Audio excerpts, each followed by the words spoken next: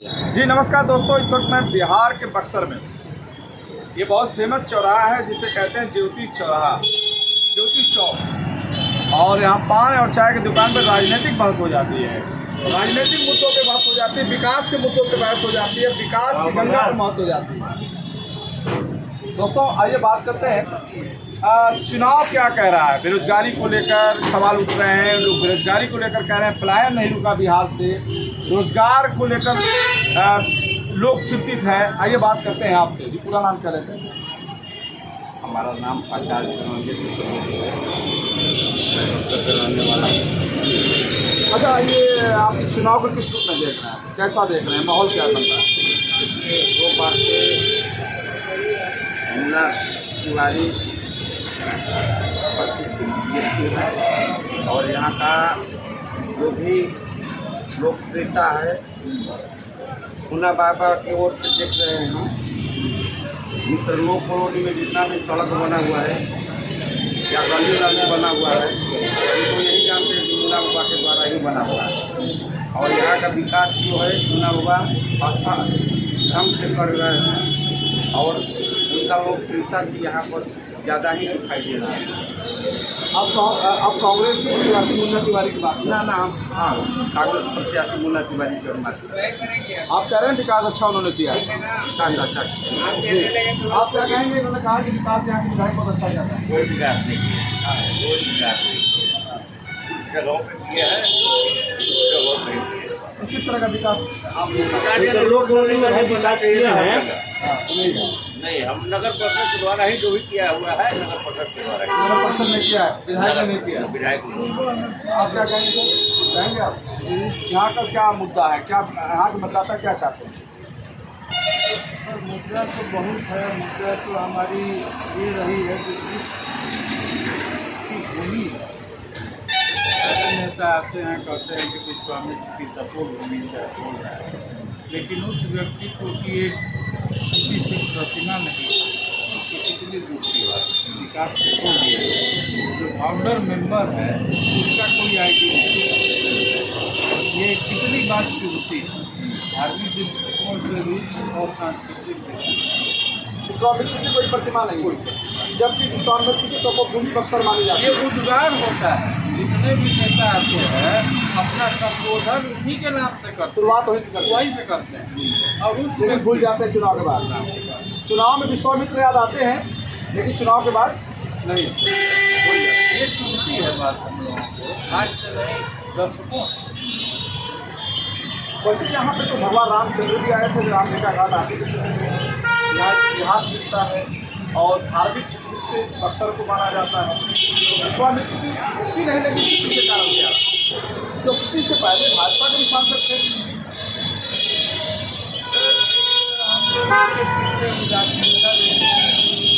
जनप्रतिनिधियों का नहीं बल्कि जनता का सीखता है।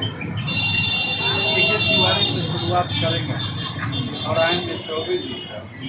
ये सारे जो हमारे जनप्रतिनिधि बीच में एक मुद्दा आया था जो रामायण सर्किट से जुड़ने का, इससे भी हम लोग वंचित हो रहे हैं। इसमें भी जनप्रतिनिधियों की बड़ी है।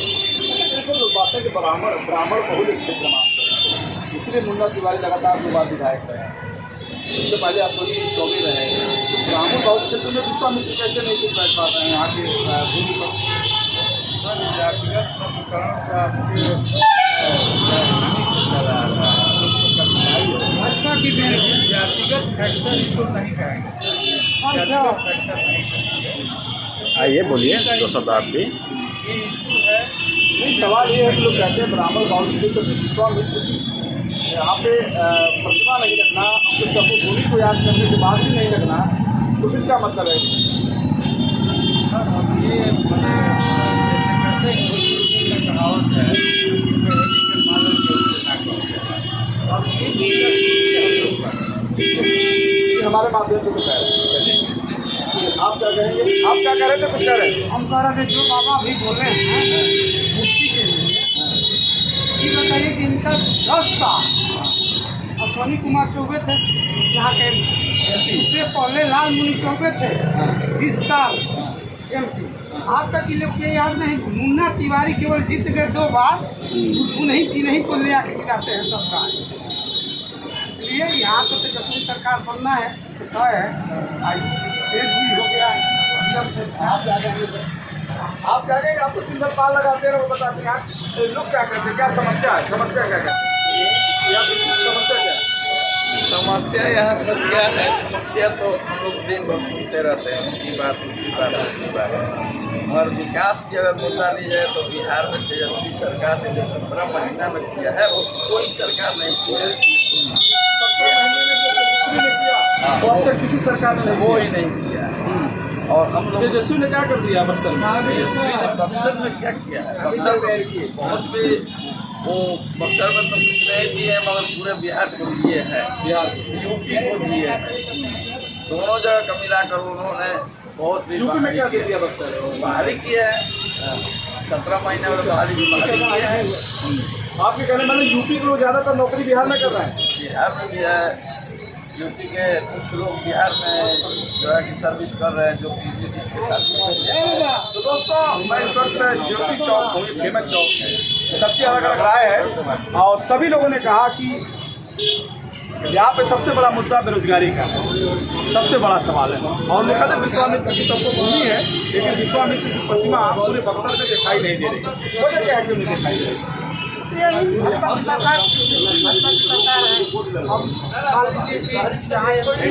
बड़ा काम हुआ, जो मंदिर बनेगा तो बड़ा काम हुआ। सरकार तो आज भी है ना, भाजपा का दोस्त है। लेकिन बक्सर में चारों सीटों भाजपा नहीं, ये कहते हैं ना लोग गुस्से में है, गुस्से में नहीं हुआ है। अच्छा यूपी सरकार ने बक्सर में क्या किया? इसी प्रकार क्या किया, वही जब आए तेजस्वी आए साथ में गए 17 महीने, वही कुछ विकास दिखाया। मतलब बिहार में तेजस्वी और नीतीश एक साथ रहे तो विकास दिखा। हाँ, लेकिन और भाजपा और जेडीयू जब साथ हुई तो नहीं दिखा। हाँ दिखा, नहीं दिखा, हम लोग के नहीं नजर में आया। नहीं दिखा। जब इसके पुराने वाली सरकार में तालमेल अच्छा था, बहुत बढ़िया। दोनों लोगों ने मिलकर किया, लेकिन भाजपा के साथ तालमेल मिला के चौबीस कर दिया। अभी तक ये क्या हो रहा है? नहीं हुआ, खासा भाषण तो भाषण हो रहा है। भाषण आप कुछ कहेंगे? कैसा माहौल बन रहा है यहाँ बक्सर में चुनाव को लेकर? नहीं सर, पता नहीं चल रहा है। और हाँ, आप क्या चाहते हैं? मुद्दा क्या है यहाँ पे? मतदाताओं का क्या मुद्दा है? मतदाता क्या चाहते हैं? लोग क्या चाहते हैं? मतदाता चाहते हैं विकास, नौकरी, बच्चे चाहते हैं नौकरी। हाँ, पढ़ाई लिखाई करके इंजीनियरिंग करके घर पर बैठे हुए हैं। अमेरिका है जो है इंजीनियरिंग जो किया, अमेरिका जो कंपनी बंद कर दी है तो बहुत लोग अब उसका नहीं ले रहा है। बैठे हुए घर पे 15,000 का नौकरी के लिए खोज रहे नहीं मिल रहा है। इंजीनियरिंग पढ़ाने से फायदा क्या है? मतलब सबसे बड़ा मुद्दा है कि बेरोजगारी है। बेरोजगारी है। क्या लग रहा सरकार है को इस पर ध्यान देना आप क्या चाहिए। लग रहा है कि जितने पार्टियां चुनाव मैदान में हैं सबके अलग अलग खंडा है, सबके अलग अलग से जाने आप क्या लग रहा है कि कोई ऐसी पार्टी आपको नजर में आ रही जो बेरोजगारी दूर कर सके? अभी तो उतना नहीं बता सकते हैं। कौन ऐसी माने पार्टी है? कोई पार्टी का, किसी पार्टी का मैंने नाम लिया, उसका सरकार बना नहीं तो मैं क्या नहीं ऐसे कि आपको अलग बगैर सरकार में रहते हुए कुछ तो कोई करेगा नहीं इंसान। प्रशांत किशोर का क्या भूमिका है? प्रशांत किशोर जो अपना प्रचार कर रहे हैं, बढ़िया से प्रचार कर रहे हैं। प्रशांत किशोर की लड़ाई में देखे जा रहे हैं? नहीं, हैं? यहाँ लड़ाई सीधे इंडिया गठबंधन और एनडीए, हाँ जी जी, ये दोनों में लड़ाई है। एनडीए और इंडिया में। हाँ बिल्कुल।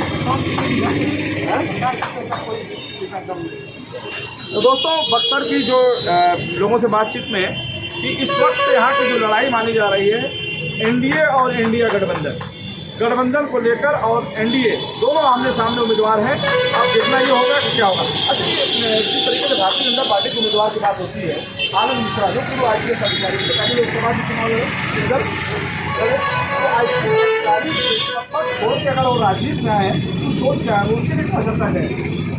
वही बीजेपी का जितना वोट है वो जाएगा। ये गठबंधन का जो कैंडिडेट है बिना पुरानी 10 साल रहे, सरकार नहीं थी, सरकार ने शुरुआत भी किया। हाँ फंड है सभी भारतीय जनता पार्टी के उम्मीदवार भी तो बहुत नामी चेहरे हैं। और लड़ाई है, लड़ाई तो है, पार्टी में लड़ाई पार्टी भी खोज रहा है ना, पार्टी भी खोज रहा है कि लोकल नहीं आया, किसी और को मिल गया जो मेहनत किया बीजेपी के लिए। आनंद मिश्रा कहाँ गए? आनंद मिश्रा है विधानसभा के नहीं है? भी विधानसभा के नहीं है, विधानसभा के नहीं है, पूरा विधानसभा के। और ये शाहपुर के जगह है, बिहार में इनका घर है इनका। कुरान से गए, कुरान वो कौन से विधानसभा पड़ता है? वो शाहपुर में पड़ता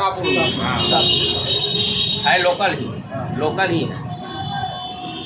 चलिए दोस्तों, फिर जुड़ेंगे। ग्राउंड लेवल पे हम लोगों ने पूछने का प्रयास किया कि क्या है बक्सर का चुनाव, अगली सरकार बिहार में किसकी होगी, कौन जीतेगा, कौन हारेगा, कौन सत्ता में आएगा, किसकी सरकार बनेगी, ये 14 नवंबर तय करेगा। फिर जुड़ेंगे। नमस्कार।